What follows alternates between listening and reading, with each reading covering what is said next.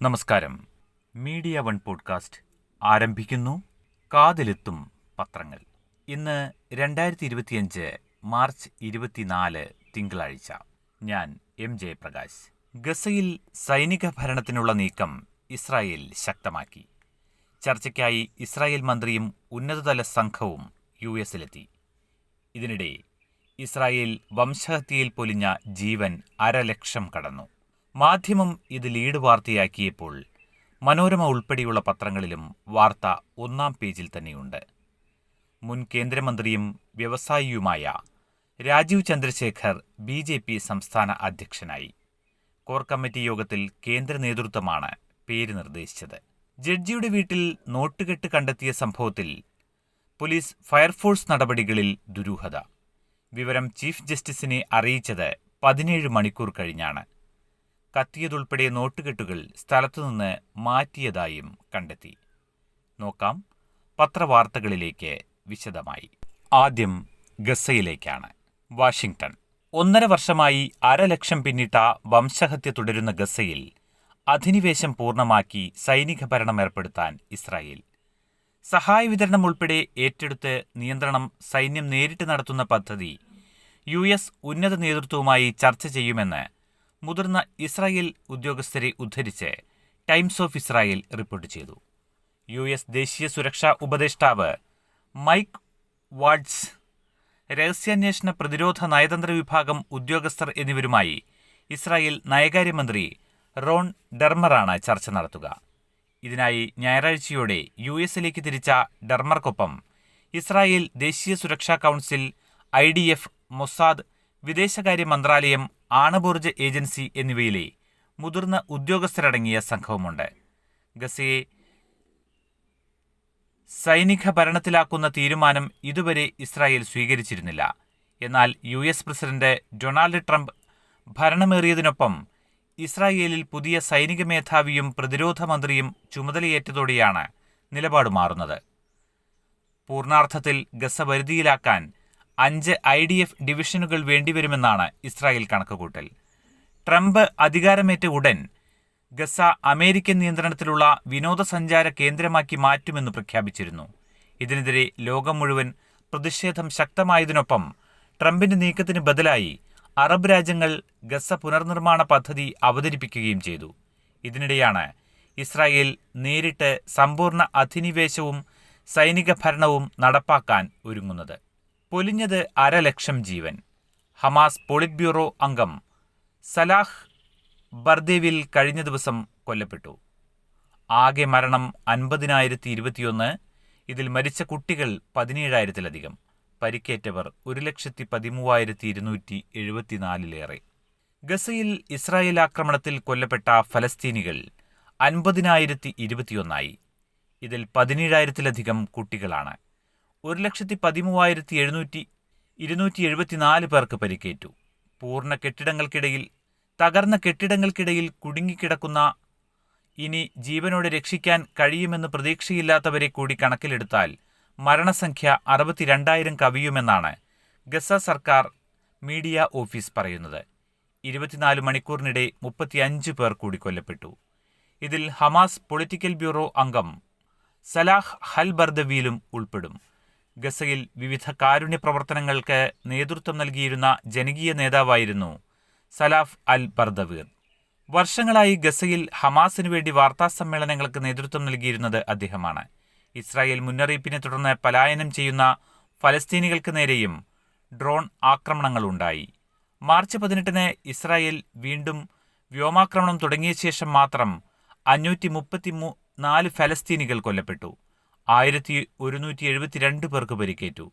ജനുവരി 19 മുതൽ മാർച്ച് 17 വരെ വെടിനിർത്തൽ പ്രാബല്യത്തിലുണ്ടായിരുന്ന കാലയളവിലും ഇസ്രായേൽ ആക്രമണത്തിൽ 170 ഫലസ്തീനികൾ കൊല്ലപ്പെട്ടിട്ടുണ്ട്. ഗസയിൽ കടുത്ത ഭക്ഷ്യക്ഷാമവും നേരിടുകയാണ്. ഈജിപ്ത് അതിർത്തി വഴി ഗസയിലേക്ക് സഹായവസ്തുക്കൾ കൊണ്ടുവരുന്നത് ഇസ്രായേൽ സൈന്യം തടയുകയാണ്. അതേസമയം ഗസയിലെ ആക്രമണങ്ങൾക്ക് മറുപടിയായി യമനിലെ ഹൂത്തികൾ ഇസ്രായേലിനെ ലക്ഷ്യമിട്ട് മിസൈൽ ആക്രമണം തുടരുകയാണ്. ഹൂത്തികൾക്കെതിരായ സൈനിക നടപടികൾക്കായി അമേരിക്കയുടെ മറ്റൊരു സൈനിക നാവിക വ്യൂഹം പശ്ചിമേഷ്യയിലേക്ക് പുറപ്പെട്ടിട്ടുണ്ട്. വെസ്റ്റ് ബാങ്കിൽ ഇസ്രായേൽ സൈന്യം ഫലസ്തീനികളെ അറസ്റ്റ് ചെയ്യുന്നത് തുടരുകയാണ്. 24 മണിക്കൂറിനിടെ 13 പേരെ അറസ്റ്റ് ചെയ്തു. കേരള BJPയെ നയിക്കാൻ രാജീവ് ചന്ദ്രശേഖർ. വാർത്ത മലയാള മനോരമയുടെ 1-ാം പേജിൽ നിന്ന്. ഔദ്യോഗിക പ്രഖ്യാപനം ഇന്ന്. പാർട്ടി ദേശീയ നേതൃത്വത്തിന്റെ അപ്രതീക്ഷിത നോമിനിയായി മുൻ കേന്ദ്രമന്ത്രി രാജീവ് ചന്ദ്രശേഖർ BJP സംസ്ഥാന പ്രസിഡന്റ് പദത്തിലേക്ക്. മാസങ്ങൾ നീണ്ട അനിശ്ചിതത്വങ്ങൾക്കു പിന്നാലെ അവസാന നിമിഷവും സസ്പെൻസ് നിലനിർത്തിയായിരുന്നു തീരുമാനം. ഇന്ന് 11-ന് സംസ്ഥാന കൗൺസിൽ യോഗത്തിൽ വരണാധികാരികളായ കേന്ദ്രമന്ത്രി പ്രഹ്ലാദ് ജോഷി ഔദ്യോഗിക പ്രഖ്യാപനം നടത്തും.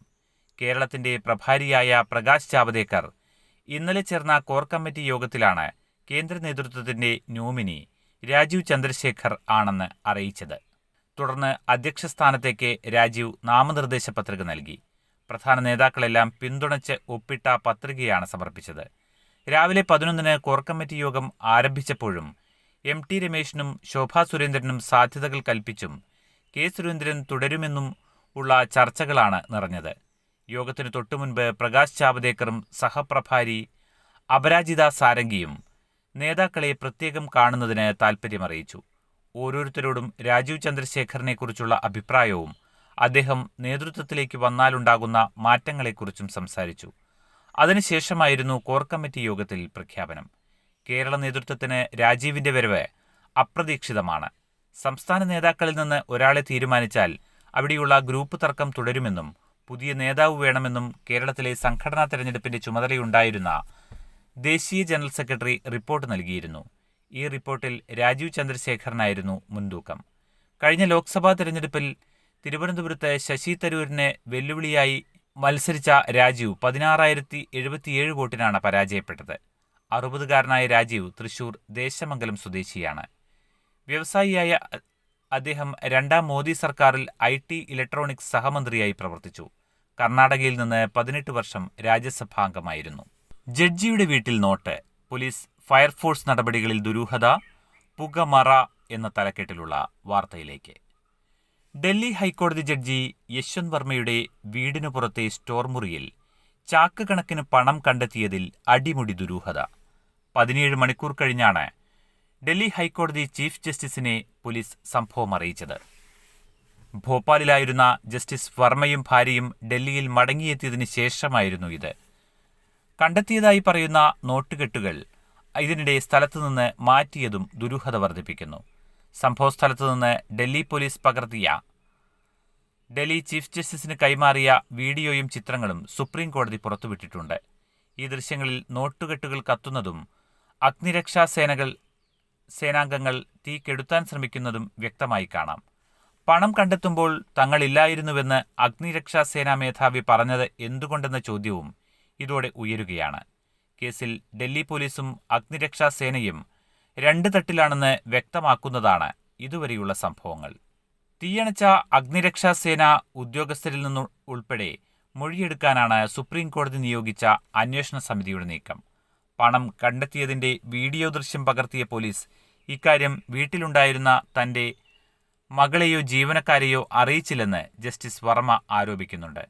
ഇത്ര ഗുരുതരമായ കേസിൽ കത്തിക്കരിഞ്ഞതുൾപ്പെടെ കെട്ടുകണക്കിന് പണം കണ്ടെത്തിയിരിക്കെ ഇക്കാര്യം വീട്ടുകാരെയോ ജീവനക്കാരെയോ അറിയിച്ച് സാക്ഷ്യപ്പെടുത്തുകയെന്ന അടിസ്ഥാന നടപടിക്രമം ഇല്ലാതെ പോയത് എന്തുകൊണ്ടെന്ന ചോദ്യവും ദുരൂഹത കൂട്ടുന്നു. എത്ര രൂപയെന്നതും ദുരൂഹം. ഈ മാസം 14 നടന്ന സംഭവമായിട്ടും തുകയുടെ കാര്യത്തിൽ ഇതുവരെ വ്യക്തത വന്നിട്ടില്ല. ഹൈക്കോടതിയുടെ പ്രാഥമിക അന്വേഷണത്തിൽ ഇക്കാര്യം രേഖപ്പെടുത്തിയിട്ടില്ല. അതേസമയം ജസ്റ്റിസ് വർമ്മയെ അലഹബാദ് ഹൈക്കോടതിയിലേക്ക് സ്ഥലം മാറ്റുന്നതിൽ വിയോജിപ്പ് അറിയിച്ച് ഇറക്കിയ വാർത്താക്കുറിപ്പിൽ അലഹബാദ് ഹൈക്കോടതി ബാർ അസോസിയേഷൻ 15 കോടി രൂപ എന്ന് പരാമർശിക്കുന്നുണ്ട്. നല്ലൊരു പങ്ക് നോട്ടുകൾ കത്തിപ്പോയിരുന്നു. കത്തിക്കരിഞ്ഞതും ശേഷിച്ചതും നീക്കം ചെയ്യും മുൻപ് പോലീസ് ഇത് എണ്ണി തിട്ടപ്പെടുത്തിയിരുന്നോ എന്ന ചോദ്യവും ബാക്കിയാണ്. ലഹരിവിരുദ്ധ പോരാട്ടം. മുഖ്യമന്ത്രിയുടെ യോഗം ഇന്ന്. തിരുവനന്തപുരം. സംസ്ഥാനത്ത് ലഹരിവിരുദ്ധ പ്രവർത്തനങ്ങൾ ഊർജിതമാക്കാൻ ലക്ഷ്യമിട്ട് മുഖ്യമന്ത്രിയുടെ നേതൃത്വത്തിലുള്ള യോഗം ഇന്ന്. രാവിലെ ചേരുന്ന യോഗത്തിൽ സാമൂഹ്യക്ഷേമ, വിദ്യാഭ്യാസ, ആരോഗ്യമന്ത്രിമാരും പോലീസ്, എക്സൈസ് വകുപ്പുകളിലെ ഉന്നത ഉദ്യോഗസ്ഥരും പങ്കെടുക്കും. അന്വേഷണ സംഘങ്ങളെയും വിവിധ വകുപ്പുകളെയും ചേർത്ത് ലഹരിക്കെതിരെയുള്ള നടപടികൾക്ക് യോഗം രൂപം നൽകും. നിലവിൽ ലഹരിവേട്ടയിൽ പോലീസും എക്സൈസും സംയുക്തമായാണ് രംഗത്തുള്ളത്. കേസുകളിൽ പിടികൂടുന്നവരുടെ വിവരങ്ങൾ പരസ്പരം കൈമാറുന്നുണ്ട്. സ്കൂളുകളിലും കോളേജുകളിലും ലഹരിവിരുദ്ധ പ്രവർത്തനങ്ങളും ബോധവൽക്കരണവും ഊർജിതമാക്കാൻ നേരത്തെ തീരുമാനിച്ചിരുന്നു. സംഭൽ അക്രമം, ഒരാൾ കൂടി അറസ്റ്റിൽ. ഉത്തർപ്രദേശിലെ സംഭലിൽ കഴിഞ്ഞ വർഷം നവംബറിലുണ്ടായ അക്രമ സംഭവങ്ങളുടെ പേരിൽ ഷാഹി ജുമാ മസ്ജിദ് കമ്മിറ്റി അധ്യക്ഷൻ സഫർ അലിയെ പോലീസ് അറസ്റ്റ് ചെയ്തു. കലാപകാലത്ത് പ്രകോപനം സൃഷ്ടിക്കാനും ആളുകളെ ഇളക്കിവിടാനും സഫർ അലി ശ്രമിച്ചതിന് തെളിവ് കിട്ടിയതിന്റെ അടിസ്ഥാനത്തിലാണ് അറസ്റ്റെന്നാണ് പോലീസ് ന്യായീകരണം. ക്രിമിനൽ ഗൂഢാലോചന ഉൾപ്പെടെയുള്ള കുറ്റങ്ങളാണ് ചുമത്തിയിരിക്കുന്നത്. മാർപ്പാപ്പ മടങ്ങിയെത്തി അമ്മയുടെ അരികിലേക്ക്. Vatican city. വിദേശയാത്ര കഴിഞ്ഞ് മടങ്ങിവരുന്നതുപോലെയായിരുന്നു ആ വരവ്. വത്തിക്കാൻ സിറ്റിയിലൂടെ നേരെ സെന്റ് മേരി മേജർ ബസലിക്കയിലേക്ക്. വിദേശത്തു നിന്നും മടങ്ങിയെത്തുമ്പോഴെല്ലാം ഓടിയെത്താറുള്ള മാതാവിന്റെ അരികിലേക്കുള്ള ആ വരവ് 5 ആഴ്ചത്തെ ആശുപത്രിവാസം കഴിഞ്ഞാണെന്ന് ഓർമ്മിപ്പിച്ചത് മൂക്കിൽ ഘടിപ്പിച്ചിരുന്ന ഓക്സിജൻ ട്യൂബ് മാത്രം. ക്ഷീണിതനെങ്കിലും വഴിയോരത്തു കാത്തുനിന്നവരെ നോക്കി കൈവീശിയും വായുവിൽ കുരിശുവരച്ച് ആശീർവദിച്ചുമുള്ള യാത്ര. ഇടയ്ക്ക് മുഖത്ത് അതേ പഴയ പ്രകാശച്ചിരി. ഇരട്ട ന്യൂമോണിയ വച്ചുനീട്ടിയ വെല്ലുവിളിയെ അതിജീവിച്ച ഫ്രാൻസിസ് മാർപ്പാപ്പ ആശുപത്രിയിൽ നിന്ന് വത്തിക്കാനിലെ ഔദ്യോഗിക വസതിയിലേക്ക് മടങ്ങിയെത്തിയിരിക്കുന്നു. ഇനി 2 മാസത്തെ വിശ്രമം. ഫിസിയോതെറാപ്പിയും മരുന്നും തുടരും. മീറ്റിംഗുകളും ആൾക്കൂട്ടങ്ങളും അനുവദിച്ചിട്ടില്ല. ഡിസ്ചാർജ് ചെയ്യുന്നതറിഞ്ഞ് റോമിലെ ജമേലി ആശുപത്രിയുടെ കവാടത്തിൽ 100 കണക്കിന് വിശ്വാസികൾ കാത്തുനിന്നിരുന്നു. ആശുപത്രി ജനാലക്കരികിൽ വീൽചെയറിൽ പ്രസന്നവദനായി മാർപ്പാപ്പ എത്തിയപ്പോൾ അവർ വിവാ ഇൽ പാപ്പ വിളിച്ച് ദീർഘായുസ് നേർന്നു. തുടർന്നായിരുന്നു കാറിൽ സെന്റ് മേരി മേജർ ബസലിക്കയിലേക്കും ഔദ്യോഗിക വസതിയിലേക്കുമുള്ള യാത്ര. ഗസ യുദ്ധം വേദനിപ്പിക്കുന്നു. ഗസയിൽ ഇസ്രായേൽ പുനരാരംഭിച്ച ആക്രമണം വേദനിപ്പിക്കുന്നതായി മാർപ്പാപ്പ വിശ്വാസികൾക്കായി പുറത്തിറക്കിയ വാർത്താക്കുറിപ്പിൽ വ്യക്തമാക്കി. ചർച്ചകൾ പുനരാരംഭിക്കണം. എല്ലാ ബന്ദികളെയും വിട്ടയക്കുകയും യുദ്ധം എന്നത്തേക്കുമായി അവസാനിപ്പിക്കുകയും വേണം. ആരോഗ്യം വീണ്ടുകിട്ടുന്നതിനായി പ്രാർത്ഥിച്ച വിശ്വാസികൾക്കും ആത്മാർത്ഥമായി ചികിത്സിച്ച ഡോക്ടർമാർക്കുമുള്ള നന്ദിയും കുറിപ്പിലുണ്ട്. ആശാ സമരവേദിയിൽ ഇന്ന് കൂട്ട ഉപവാസം. നിരാഹാരം 5ാം ദിവസത്തിലേക്ക്. വിവിധ ആവശ്യങ്ങളുന്നയിച്ച് ആശാപ്രവർത്തകർ സെക്രട്ടേറിയറ്റിന് മുന്നിൽ നടത്തുന്ന നിരാഹാര സമരം ഇന്ന് 5ാം ദിവസത്തിലേക്ക്. നിരാഹാരം നടത്തുന്നവർക്ക് ഐക്യദാർഢ്യം പ്രഖ്യാപിച്ച് ആശാപ്രവർത്തകരും പൊതുപ്രവർത്തകരും ഇന്ന് സമരവേദിയിൽ കൂട്ട ഉപവാസം നടത്തും. പിന്തുണയുമായി കേരളത്തിലെ മുഴുവൻ വീടുകളിലും ഉപവാസമനുഷ്ഠിക്കാൻ അഭ്യർത്ഥിച്ചിട്ടുണ്ടെന്ന് സമരപ്രവർത്തകർ പറഞ്ഞു. സമരവേദിയിൽ എത്താൻ കഴിയാത്ത ആശാ വർക്കർമാർ അതാത് സെന്ററുകളിലോ പ്രത്യേക കേന്ദ്രങ്ങളിലോ ഉപവാസം നടത്തും. രാവിലെ 10-ന് ഡോക്ടർ പി ഗീത ഉപവാസ സമരം ഉദ്ഘാടനം ചെയ്യും. ആശാപ്രവർത്തകരുടെ ഓണറേറിയം വർദ്ധിപ്പിക്കുക, വിരമിക്കൽ ആനുകൂല്യം നൽകുക, പെൻഷൻ ഉറപ്പാക്കുക തുടങ്ങിയ ആവശ്യങ്ങളുന്നയിച്ച് ഫെബ്രുവരി 10-ന് സെക്രട്ടേറിയറ്റ് നടയിൽ ആരംഭിച്ച രാപ്പകൽ സമരത്തിന്റെ 39ാം ദിവസമാണ് നിരാഹാര സമരം തുടങ്ങിയത്. Kerala Asha health workers association സംസ്ഥാന ജനറൽ സെക്രട്ടറി MA ബിന്ദു, ആശാവർക്കർമാരായ KP തങ്കമണി, M ശോഭ എന്നിവരാണ് നിരാഹാരം തുടരുന്നത്. സമരത്തിന് പിന്തുണയുമായി തമിഴ്നാട്ടിലെ MP ഡോക്ടർ തൊൽ തിരുമാളവൻ ഉൾപ്പെടെ വിവിധ രാഷ്ട്രീയ സാമൂഹിക സംഘടനകൾ സെക്രട്ടേറിയറ്റിന് മുന്നിലെത്തി. സൂര്യനെ പഴമുറം കൊണ്ട് മറയ്ക്കാൻ ശ്രമമെന്ന് മന്ത്രി വാസവൻ. സൂര്യപ്രകാശത്തെ പഴമുറം കൊണ്ട് മറയ്ക്കാനുള്ള ശ്രമമാണ് ആശാവർക്കർമാരുടെ സമരത്തിൽ നടക്കുന്നതെന്ന് മന്ത്രി VN വാസവൻ. സംസ്ഥാനത്തെ 27,000 ആശാവർക്കർമാർക്കായി സമരം ചെയ്യുന്നത് 450 പേർ മാത്രമാണ്. ഇവരാണോ ശേഷിക്കുന്നവരുടെ കാര്യം തീരുമാനിക്കുന്നത്?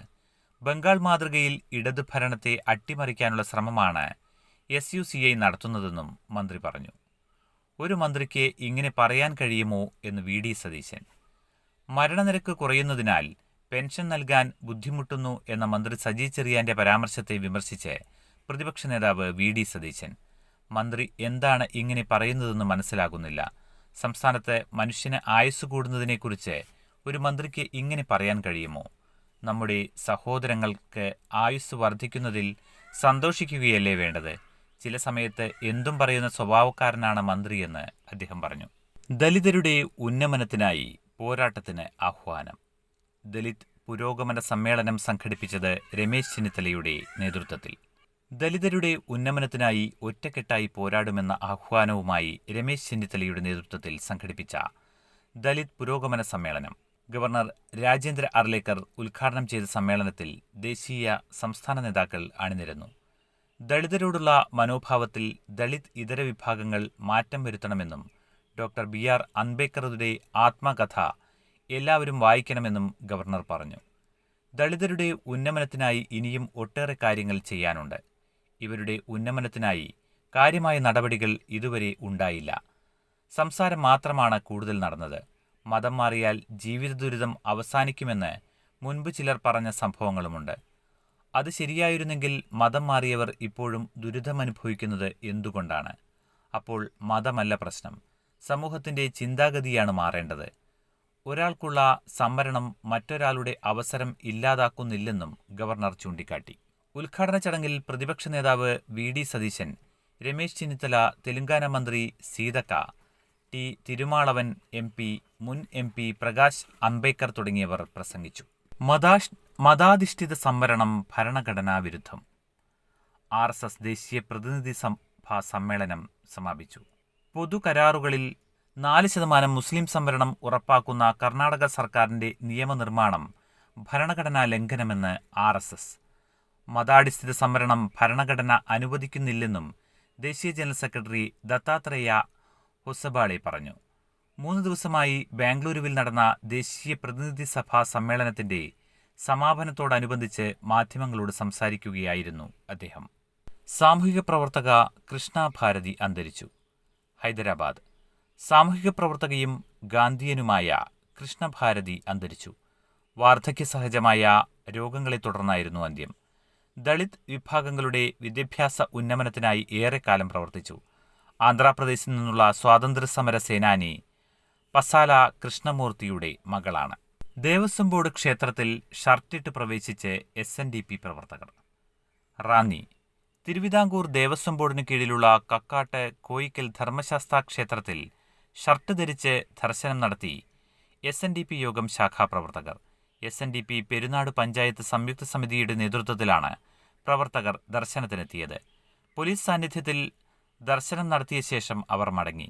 ശബരിമലയോളം പഴക്കവും പ്രാധാന്യവുമുള്ളതാണ് സ്ത്രീകളുടെ ശബരിമല എന്നറിയപ്പെടുന്ന ഈ ക്ഷേത്രം.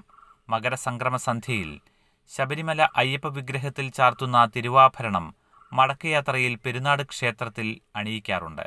ദേവസ്വം ബോർഡിന്റെ മറ്റു ക്ഷേത്രങ്ങളിൽ എഴുതിവച്ചിട്ടുള്ളതുപോലെ ഷർട്ട് ധരിച്ച് ദർശനം നടത്തരുതെന്ന് ഇവിടെയും ബോർഡുണ്ട്. എന്നാൽ നിയന്ത്രണമില്ലെന്ന് Devaswom sub group officer Arun പറഞ്ഞു. തിരുവാഭരണം ചാർത്തുന്ന ദിവസം പോലീസ് ഉദ്യോഗസ്ഥരടക്കം യൂണിഫോമിലും ഷർട്ട് ധരിച്ചുമാണ് ദർശനം നടത്തുന്നത്. ആരും അത് തടയാറില്ലെന്ന് ക്ഷേത്ര ഉപദേശക സമിതി പ്രസിഡന്റ് വ്യക്തമാക്കി. സഹകരണ സംഘങ്ങൾക്ക് രജിസ്ട്രാറുടെ ഉത്തരവ്. GST റിട്ടേൺ നിർബന്ധം. വിവരങ്ങൾ റിപ്പോർട്ടിൽ ഉൾപ്പെടുത്താൻ ഓഡിറ്റർമാർക്ക് നിർദ്ദേശം. സംസ്ഥാനത്തെ എല്ലാ സഹകരണ സംഘങ്ങളും ചരക്ക് സേവന നികുതി റിട്ടേൺ ഫയൽ ചെയ്യുന്നത് നിർബന്ധമാക്കി സഹകരണ രജിസ്ട്രാറുടെ ഉത്തരവ്. റിട്ടേൺ ഫയൽ ചെയ്യാത്ത സംഘങ്ങൾക്കെതിരെ കർശന നടപടി സ്വീകരിക്കും. ഓഡിറ്റ് റിപ്പോർട്ടുകളിൽ GST ഫയൽ ചെയ്യുന്നത് സംബന്ധിച്ച് കൃത്യമായി പരാമർശിക്കണമെന്നും ഓഡിറ്റർമാർക്ക് നിർദ്ദേശം നൽകി. സഹകരണ ബാങ്കുകൾക്ക് പലിശ വരുമാനം ഒഴികെ സേവനങ്ങൾ ലഭിക്കുന്ന വരുമാനത്തിന് 18% ചരക്ക് സേവന നികുതി ബാധകമാണെങ്കിലും നികുതി സംബന്ധിച്ച കൃത്യമായ പരിശീലനവും മാർഗനിർദ്ദേശവും സംഘങ്ങൾക്ക് ലഭിച്ചിരുന്നില്ല. ചെറിയ ബാങ്കുകൾ പലതും GST രജിസ്ട്രേഷൻ എടുത്തിട്ട് പോലുമില്ല. പല സംഘങ്ങളും പല രീതിയിലാണ് GST ഇടപാടുകൾ കൈകാര്യം ചെയ്തിരുന്നത്. ചരക്ക് സേവന നികുതി വിഭാഗം സംസ്ഥാന വ്യാപകമായി നടത്തിയ പരിശോധനയിൽ വീഴ്ചകൾ കണ്ടെത്തുകയും ഒട്ടേറെ സംഘങ്ങൾക്ക് ലക്ഷങ്ങളുടെ കുടിശ്ശിക നോട്ടീസ് നൽകുകയും ചെയ്തിരുന്നു. തുടർന്ന് സഹകരണ വകുപ്പിലെയും ചരക്ക് സേവന നികുതി വകുപ്പിലെയും ഉന്നത ഉദ്യോഗസ്ഥർ നടത്തിയ ചർച്ചയിലാണ് ഓഡിറ്റർമാർക്ക് GST പരിശീലനം നൽകാൻ തീരുമാനിച്ചത്. ഏതൊക്കെ ഇടപാടുകൾ GST പരിധിയിൽ വരും, ഫയൽ ചെയ്യുന്ന രീതി തുടങ്ങിയ കാര്യങ്ങളിലെല്ലാം പരിശീലനം നൽകാനാണ് തീരുമാനം. BJP മുരളീധരൻ കൃഷ്ണദാസ് പക്ഷങ്ങളുടെ സ്വപ്നം പൊലിഞ്ഞു. നായകനായി പോരാളി എന്ന വാർത്ത മലയാള മനോരമയിലാണ്. രാജീവ് ചന്ദ്രശേഖറിന് ഗുണമായത് പോരാളി എന്ന പരിവേഷം. ബി.ജെ.പി. കേരള ഘടകത്തിലെ ഗ്രൂപ്പ് പോരാണ് രാജീവ് ചന്ദ്രശേഖർ എന്ന തീരുമാനത്തിലേക്ക് കേന്ദ്ര നേതൃത്വത്തെ എത്തിച്ചത്. തദ്ദേശ നിയമസഭാ തെരഞ്ഞെടുപ്പുകൾ അടുത്തിരിക്കെ പല തട്ടുകളിലായി നിൽക്കുന്ന സംസ്ഥാന നേതൃത്വത്തെ വിശ്വാസത്തിലെടുത്ത് മാറ്റുതെളിയിക്കുകയാണ് രാജീവിനു മുന്നിലെ വെല്ലുവിളി. 5 വർഷ കാലാവധി പിന്നിട്ടെങ്കിലും തിരഞ്ഞെടുപ്പുകൾ മുന്നിലുള്ളതിനാൽ തുടരാൻ കഴിഞ്ഞേക്കുമെന്ന പ്രതീക്ഷയായിരുന്നു കെ സുരേന്ദ്രനുണ്ടായിരുന്നത്. കഴിഞ്ഞ തവണ സുരേന്ദ്രനൊപ്പം പരിഗണിക്കപ്പെട്ടതിനാൽ ഇക്കുറി തന്റെ ഊഴമെന്ന ഉറപ്പിലായിരുന്നു എം.ടി. രമേശ്. പക്ഷേ വി. മുരളീധരൻ, പി.കെ. കൃഷ്ണദാസ് പക്ഷങ്ങളുടെ കണക്കുകൂട്ടലുകൾ ഒരുമിച്ച് പൊലിഞ്ഞു. വനിതാ പ്രാതിനിധ്യം കൂട്ടാനുള്ള തീരുമാനം നറുക്കാകുമെന്ന ശോഭാ സുരേന്ദ്രന്റെ പ്രതീക്ഷയും പാളി. ഈ 3 പേരെയും പരിഗണിച്ചെങ്കിലും ആര് വന്നാലും ഗ്രൂപ്പ് പോരിന് അയവുണ്ടാകില്ലെന്ന റിപ്പോർട്ടാണ് കേന്ദ്ര നേതൃത്വത്തിന് ലഭിച്ചത്. കേന്ദ്ര നിർദ്ദേശം അംഗീകരിക്കുമ്പോൾ തന്നെ തഴയപ്പെട്ടവരുടെ മുഖം മ്ലാനമാണ്. അതേസമയം സുരേന്ദ്രൻ തുടർന്നില്ല എന്നത് കൃഷ്ണദാസ് പക്ഷത്തിനും ആ പക്ഷത്തുനിന്ന് ഒരാൾ പോലും വന്നില്ലെന്നതും ശോഭ പരിഗണിക്കപ്പെട്ടില്ലെന്നതും മുരളീധരൻ സുരേന്ദ്രൻ വിഭാഗത്തിനും ആശ്വാസമാണ്. തഴയപ്പെട്ട 2 വിഭാഗങ്ങളുടെയും മനോഭാവം പുതിയ നേതൃത്വത്തിന് സുപ്രധാനമാണ്. നേട്ടത്തിലേക്ക് മടക്കം, വിപണിക്ക് ആഘോഷം. വിദേശ നിക്ഷേപകരുടെ തിരിച്ചുവരവിന് തുടക്കം. ഇനി സംഭവിക്കുന്ന ഇടിവ് താൽക്കാലികമാകും. തിരിച്ചുവരവിന്റെ ആഘോഷം സുനിത വില്യംസിന്റെ അനിശ്ചിതമായി നീണ്ട ബഹിരാകാശവാസത്തിന് ശേഷമുള്ള മടങ്ങിവരവ് പോലെയായിരുന്നു കഴിഞ്ഞയാഴ്ച ഓഹരി വിപണിയുടെ നേട്ടത്തിലേക്കുള്ള തിരിച്ചുവരവ്. 5 മാസത്തിലേറെ നീണ്ട വലിയ ഇടിവിനും അനിശ്ചിതത്വത്തിനും ശേഷമുണ്ടായ തിരിച്ചുവരവിന്റെ ആശ്വാസം 5 വ്യാപാര ദിനങ്ങളിലും വിപണിക്ക് ആഘോഷത്തിൻ്റെതായി. വിദേശ നിക്ഷേപകരുടെ തിരിച്ചുവരവ്, പണപ്പെരുപ്പ നിരക്കിന്റെ താഴ്ന്ന തലത്തിലേക്കുള്ള മടക്കം, ഉയർന്ന നിലവാരത്തിലേക്കുള്ള രൂപയുടെ മടങ്ങിവരവ് എന്നിവയെല്ലാം ഒത്തുചേർന്നതിന്റെ ഫലമായിരുന്നു വിപണിയിലെ കൂട്ടക്കുതിപ്പ്. മുന്നേറ്റത്തിന് എല്ലാ വ്യവസായ മേഖലകളിൽ നിന്നുമുള്ള ഓഹരികൾ പിന്തുണ നൽകിയെന്നതും ശ്രദ്ധേയം. വിപണിയിൽ നിന്ന് വിട്ടുനിൽക്കുകയായിരുന്ന ചില്ലറ നിക്ഷേപകരുടെ തിരിച്ചുവരവിനും വില സൂചികകളിലെ തുടർച്ചയായ ഉയർച്ച പ്രേരണയായി. വിപണിയുടെ മുന്നേറ്റത്തിന് വലിയ പ്രേരണയായത് US ഫെഡറൽ റിസർവ് ഈ വർഷം പലിശ നിരക്കിൽ 2 തവണ ഇളവ് അനുവദിക്കാനുള്ള സാധ്യത സൂചിപ്പിക്കപ്പെട്ടതാണ്. യൂറോപ്പിലെ പല കേന്ദ്ര ബാങ്കുകളുടെയും പലിശ നയവും വിപണിയുടെ മുന്നേറ്റത്തിന് ഉത്തേജനമായി. ഉള്ളിക്ക് വിലയിടിഞ്ഞു, കയറ്റുമതി തീരുവ നീക്കി. സവാള വില 40% കുറഞ്ഞതിനു പിന്നാലെ 20% കയറ്റുമതി തീരുവ പിൻവലിച്ച് കേന്ദ്ര സർക്കാർ. തീരുവ കുറയ്ക്കാനുള്ള തീരുമാനം ഏപ്രിൽ 1 മുതൽ പ്രാബല്യത്തിൽ വരും. കഴിഞ്ഞ സെപ്റ്റംബറിലാണ് കേന്ദ്രം സവാളയ്ക്ക് 20% കയറ്റുമതി തീരുവ ഏർപ്പെടുത്തിയത്. ഉൽപാദനം വർദ്ധിച്ചതിനെ തുടർന്ന് ഫെബ്രുവരി മുതൽ സവാള വിലയിൽ രാജ്യവ്യാപകമായി 30-40% കുറവുണ്ടായി. 3 ആഴ്ചയ്ക്കുള്ളിൽ വില ക്വിൻ്റലിന് 2270 രൂപയിൽ നിന്ന് 1420 രൂപയായാണ് കുറഞ്ഞത്. മധ്യപ്രദേശ്, മഹാരാഷ്ട്ര, ഗുജറാത്ത് സംസ്ഥാനങ്ങളിൽ നിന്ന് ആഭ്യന്തര മാർക്കറ്റിൽ കൂടുതൽ ഉള്ളി എത്തിയതോടെയാണ് വിലയിൽ ഇടിവുണ്ടായത്. ലോക്കോ പൈലറ്റ് പരീക്ഷ അനിശ്ചിതത്വത്തിൽ. റെയിൽവേ അസിസ്റ്റന്റ് ലോക്കോ പൈലറ്റ് തസ്തികയിലേക്കുള്ള 2ാം ഘട്ട പരീക്ഷയിലെ അനിശ്ചിതത്വം തുടരുന്നു. ബുധൻ രാവിലെ 9-ന് കമ്പ്യൂട്ടർ അധിഷ്ഠിത പരീക്ഷയ്ക്ക് ഉദ്യോഗാർത്ഥികൾ ഹാളിലെത്തിയ ശേഷം പൊടുന്നനെ പരീക്ഷ മാറ്റിവെച്ചതിനു പിന്നിൽ ചോദ്യപേപ്പർ ചോർച്ചയെന്ന് സംശയം ബലപ്പെട്ടു. ഉത്തർപ്രദേശിലെ കാൺപൂർ പരീക്ഷാ സെന്ററിൽ ചോദ്യച്ചോർച്ച ഉണ്ടായെന്നും അവിടുത്തെ പ്രാദേശിക മാധ്യമങ്ങൾ ഇത് റിപ്പോർട്ട് ചെയ്യുകയും ചെയ്തു. രാജ്യത്തെ വിവിധ റെയിൽവേ റിക്രൂട്ട്മെന്റ് ബോർഡുകൾ ബുധൻ, വ്യാഴം ദിവസങ്ങളിലാണ് പരീക്ഷ പ്രഖ്യാപിച്ചത്. എന്നാൽ സെർവർ തകരാറിനെ തുടർന്ന് പരീക്ഷ മാറ്റിയെന്നാണ് ഔദ്യോഗിക വിശദീകരണം. റെയിൽവേ റിക്രൂട്ട്മെന്റ് ബോർഡ് രാജ്യമെമ്പാടും പരീക്ഷകൾ മാറ്റിവെക്കുന്നത് ആദ്യമായാണ്. 18.5 ലക്ഷം പേർ 1ാം ഘട്ട പരീക്ഷ എഴുതിയിരുന്നു. ഫെബ്രുവരി, മാർച്ച് മാസങ്ങളിലാണ് assistant loco pilot, junior engineer 2ാം ഘട്ട പരീക്ഷകൾക്കുള്ള ഉദ്യോഗാർത്ഥികളുടെ ചുരുക്കപ്പട്ടിക പ്രസിദ്ധീകരിച്ചത്. ഏഷ്യാനെറ്റ് മുതലാളി BJP പ്രസിഡന്റ് എന്നാണ് രാജീവ് ചന്ദ്രശേഖർ BJP സംസ്ഥാന അധ്യക്ഷനായ വാർത്തയ്ക്ക് ദേശാഭിമാനി നൽകിയിരിക്കുന്ന തലക്കെട്ട്. രാജീവ് ചന്ദ്രശേഖർ വ്യവസായ സാമ്രാജ്യം കെട്ടിപ്പടുത്തത് കർണാടകം കേന്ദ്രീകരിച്ച് എന്നും വാർത്തയിൽ. തർക്കങ്ങൾക്കും തമ്മിലടികൾക്കുമൊടുവിൽ BJP സംസ്ഥാന പ്രസിഡന്റായി ഏഷ്യാനെറ്റ് ന്യൂസ് ഉടമയും പ്രമുഖ വ്യവസായിയുമായ രാജീവ് ചന്ദ്രശേഖറിനെ പ്രഖ്യാപിക്കും.